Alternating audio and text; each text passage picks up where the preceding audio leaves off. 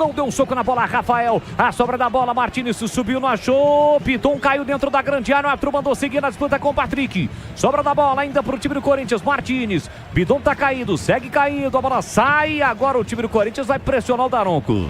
Pênalti pro Corinthians. Está marcado pênalti pro Timão em cima de Breno Bidon. Yuri Alberto vem para a cobrança, preparado, concentrado, olhar fixo para a movimentação de Rafael no centro do gol. Vai partir para a bola e Yuri Alberto bateu!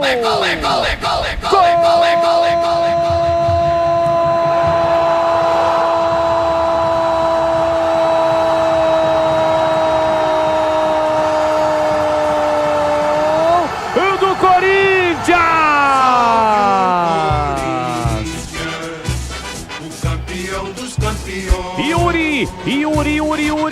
Yuri Alberto tem a 9 estampada na camisa. Cobrou firme, forte com o pé direito, a meia altura no canto direito de Rafael, que foi pro outro lado.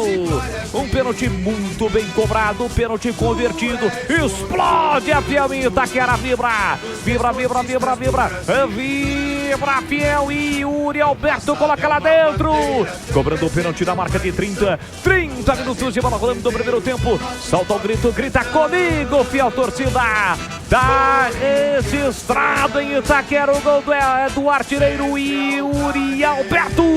Corinthians 1, São Paulo 0. Não deu pra você, Rafael. 1-0 pro Timão, Breno Beretta. Bateu cruzado, bateu forte, com raiva. Bateu pênalti de manual. Goleiro para um lado e bola do outro. Rafael caiu no canto esquerdo. Ele bateu meia altura muito forte no canto direito do goleiro Rafael, que nada pôde fazer. Marca o primeiro gol do jogo, fazendo 1-0 contra o São Paulo e o 9º gol dele no Campeonato Brasileiro. Camisa 9, 9 gols. 1-0, tá vencendo o Corinthians.